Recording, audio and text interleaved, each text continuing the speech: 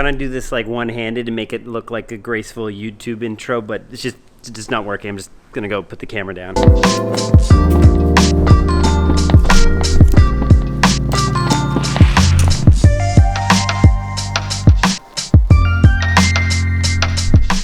I did it. Finally got an office. I can't believe it's taken me 32 years to finally get an office space. I think I'm really excited about this place because it gives me a dedicated place to work on my films and also too to work on this channel to give you guys better videos about film directing, documentary filmmaking, cinematography. So I'm excited about the potential for this place, and I'm really excited about getting some furniture because right now it feels like a Scandinavian jail. It's just like all white and completely open. Need some plants. I do have some things here. This is like the standard YouTube thing where you have a shelf with all the cameras that you just don't even know how to use, except it's like the camera I used to shoot some of my first films. We have, oh, this was my dad's and I have it now. It's a Pentax K1000. It's what I shoot my 35mm on. Here's a list of vintage lenses. This is a piggy bank. Obviously there's no money. Maybe it's time I get a Patreon so I can start filling it up. Just kidding, I wouldn't do that. And a really sad looking bookshelf, my journal Bible. Need to add some more stuff here, but yeah, I'm stoked about this. Look, I got a plant since I was walking around here. Actually got 2 plants. The office is slowly coming together. The thing I have in the mail right now is they're like sound baffling panels that I gotta put around here because it's an echo chamber. Echo, echo, echo. It's just terrible for recording videos, so I apologize. Actually, Mikey, he in his office already, I don't know if it's bright enough. Where do we get this light? There we go. In his office, he's already put the sound baffling. So when you're in here, it's really quiet. So I think this is what I gotta do to the outside, except do it with white panels because this makes me feel like I'm in an insane asylum. If you're in Toronto, you need an edit suite. We got an awesome one here.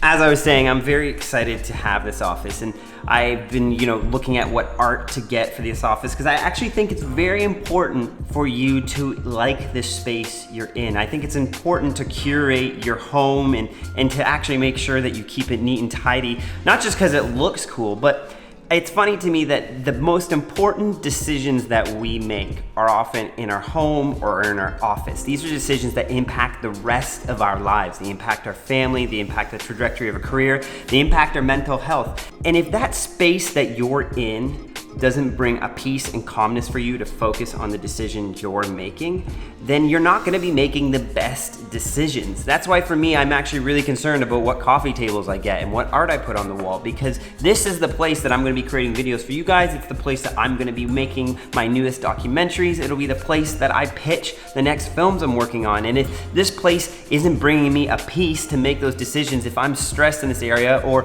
really more importantly, if I'm uninspired by the space that I'm in, I'm gonna be making probably less than ideal decisions. And so it's not that just if you have good art, you're gonna make a good decision. It's that I wanna be in my office and I wanna be inspired to do the next great thing that I wanna be doing. And like I was saying, no one told me to get this. It just kind of happened, but I knew I wanted to do that. And a couple weeks ago, I was at an event with Matti Haapoja. We were doing this event at Free, which was sponsored by Canon. It was really cool. And at the end of it, I had about 10 different people come up to me and ask me, should I quit my job or should I quit film school and go into filmmaking full time? I never want to tell someone to do that. I never want to tell someone that they should quit their job or drop out of film school. Not because I don't think those are bad decisions, but because when it works out for them, when their career starts taking off, when there's new opportunities at hand for them, they won't be able to credit themselves for that decision. They'll think, oh yeah, Mark told me I could, and then I took that step of faith.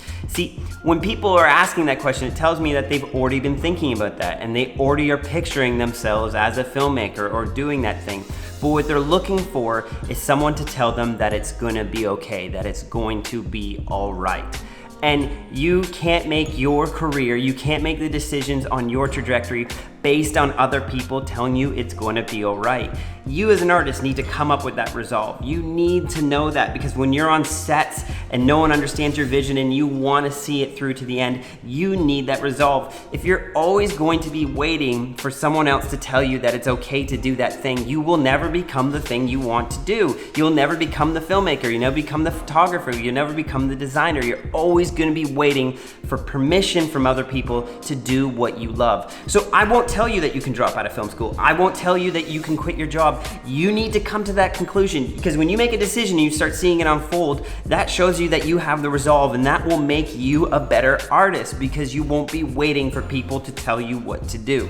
I think back to early in my career, I was shooting weddings and I was shooting corporate videos, and I wasn't too happy with the work I was doing. Not that shooting weddings and corporate videos is bad, they're both great ways to make a career and make money, but I wanted to become a film director. I wanted to be doing more documentaries and more commercials. I was just kind of waiting around for someone to give me that opportunity, and it wasn't happening. So one night I got home and I was really fed up, and I just took my 5D and a slider and I went and shot this video around my neighborhood, and it was absolutely terrible. It was garbage. But what I did discover from that video is a certain style and aesthetic that I liked, and it led to other things, and I posted it on Facebook, and I think someone reached out to me to do some documentary work because they saw that I was a shooter, and it opened a lot of doors. And I don't think if I ever shot that crappy video, I would be where I am today. And it just took me deciding I'm gonna go shoot this video. No one told me to do it, it was up to me. And also, I just wanna take a little break here. This light from this skylight, I think this was the selling feature for me for this place. Just such beautiful light. My thumbnail game on YouTube is pretty weak, so this might help it. I can do some photography here. And that's the thing, if you're asking me if you should quit film school or change your career, I won't tell you, because you need to have faith in yourself. It's not about me having faith in you. That's why I'm kind of doing this video about this office, is that no one told me to get an office. I was literally just walking up to the edit suite where we're editing the Sri Lanka film, and I locked my bike right to this post, and when I looked up, I saw some posters. You actually can see the tape still here, where they were advertising an office space. And I thought, yeah, I could probably use an office space. I think I'm at that point. And so I called the number. And then we came in for a showing in this beautiful space, and the rest is kind of history. Within a couple days, we had the spot, and we had to do some negotiating, and we also had to give like 6 months rent up front because there were so many people that wanted this space. But sometimes you gotta make big moves to get big moves, right? That's a terrible phrase. Make big move.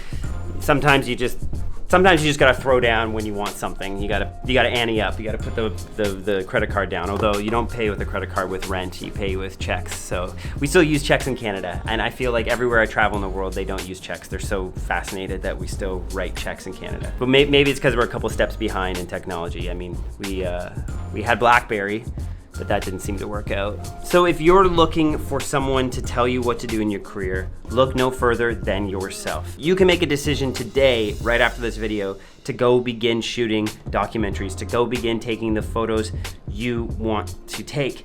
No one is gonna give you permission to do what you love. You need to give yourself that permission. So, should you quit film school?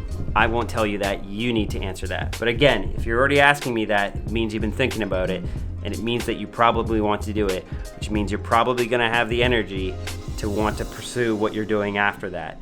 So, anyways, I didn't tell you anything.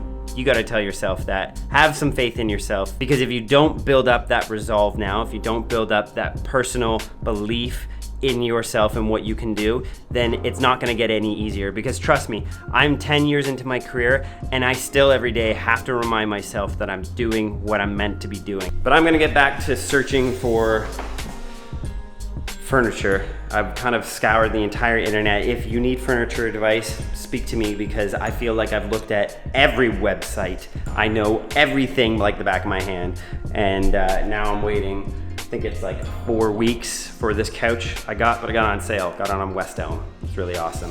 Oh, also too, I feel like now I'm officially a YouTuber. Oh, just got one of these in the mail. The 360, the One 360.